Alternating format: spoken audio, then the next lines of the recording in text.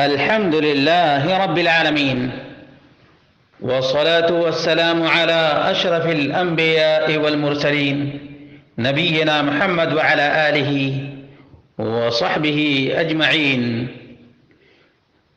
قال الله تعالى: فإن آمنوا بمثل ما آمنتم به فقد اهتدوا. اے صحابہ، بعد میں آنے والے تمہاری طرح سے ایمان لائیں تو ہدایت یافتہ بن جائیں، اور اگر صحابہ جیسا ایمان کسی کا نہ ہو تو وہ راہ یاب نہیں اور ہدایت یافتہ بھی نہیں۔ اسی لیے اللہ رب العالمین نے فرمایا: وَمَن يُشَاقِقِ الرَّسُولَ مِن بَعْدِ مَا تَبَيَّنَ لَهُ الْهُدَى وَيَتَّبِعْ غَيْرَ سَبِيلِ الْمُؤْمِنِينَ نُوَلِّهِ مَا تَوَلَّى وَنُصْلِهِ جَهَنَّمَ وَسَاءَتْ مَصِيرًا۔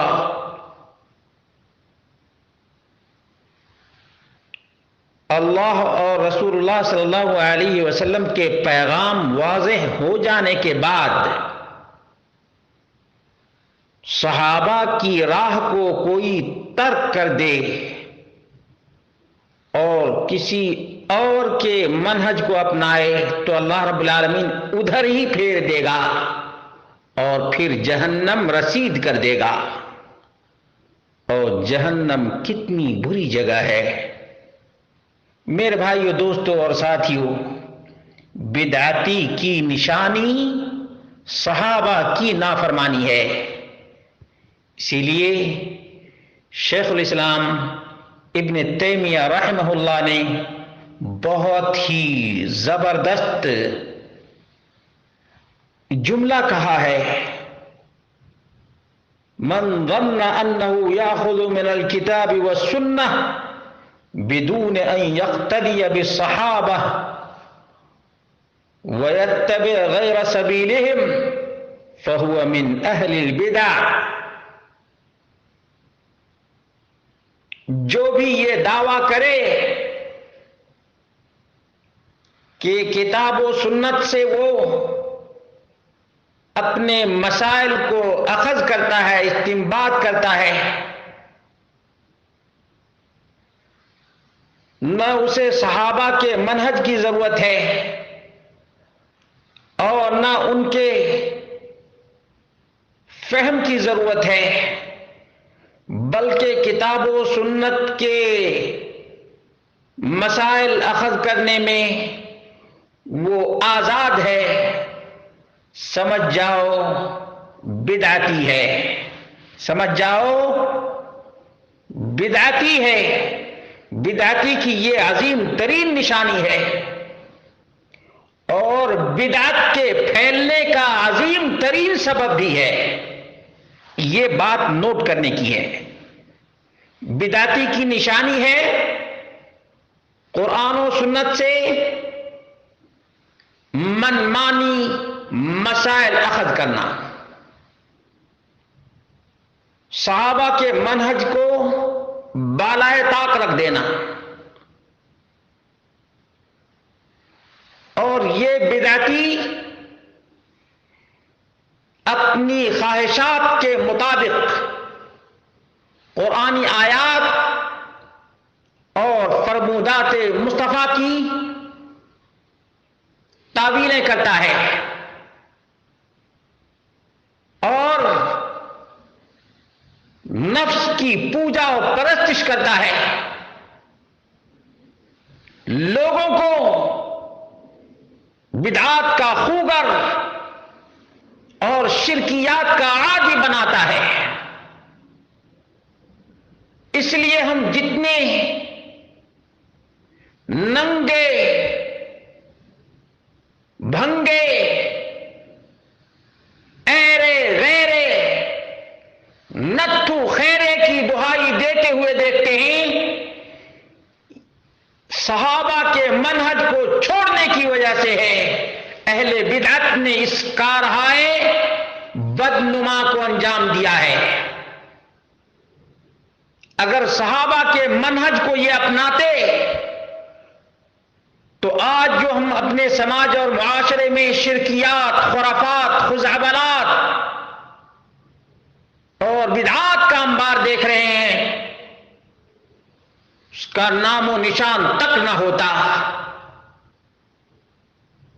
اور سب سے اہم ترین بات تو یہ ہے کہ یہ اپنے آپ کو، اپنے باباؤں کو ابو بکر و عمر، عثمان و علی، عشرہ مبشرہ اور خلفائے راشدین سے بھی بڑھاتے ہیں۔ یہ ضلالت اور گمراہی نہیں تو اور کیا ہے؟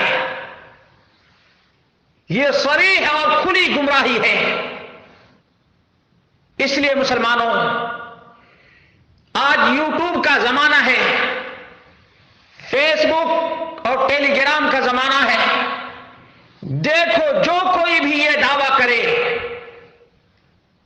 کہ ہم کو صحابہ کرام کے منہج کی ضرورت نہیں، سبیل المومنین کی ضرورت نہیں، ہم بھی قرآن سمجھ سکتے ہیں، ہم بھی حدیث سمجھ سکتے ہیں، جیسے کوئی مرزا بولتا ہے، کوئی دوسرا بولتا ہے، کوئی تیسرا بولتا ہے، سمجھ جاؤ کہ یہ ضال ہے، مضل ہے، گمراہ ہے، گمراہ گر ہے، اللہ کا نافرمان ہے، رسول اللہ کا نافرمان ہے، منہج صحابہ کا منکر ہے۔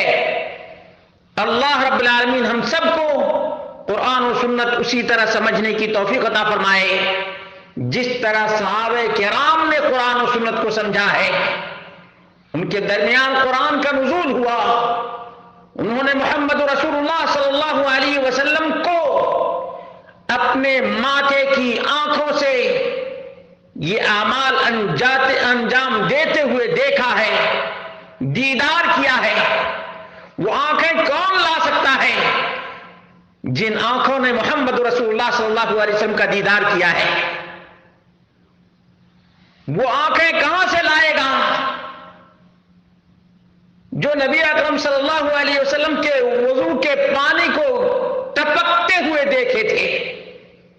اللہ کے بندو، کبھی ان چیزوں پر بھی غور کیا کرو کہ کتنی عظیم وہ ہستیاں تھیں اور کس طرح سے اللہ کے رسول صلی اللہ علیہ وسلم کے لیے جان ساری کا اعلیٰ ترین پیغام انہوں نے لوگوں کو دیا۔ یہاں تک کہ بڑے بڑے کافر نے گواہی دی کہ ہم نے بڑے بادشاہوں کو دیکھا ہے، لیکن محمد رسول اللہ صلی اللہ علیہ وسلم کے صحابہ محمد رسول اللہ صلی اللہ علیہ وسلم کے وضو کے پانی کے قطرے کو اپنے جسموں پر جس طرح سے ملا کرتے ہم نے آج تک کسی بادشاہ کی رعیت کو اتنی محبت کرتے ہوئے نہیں دیکھا ہے۔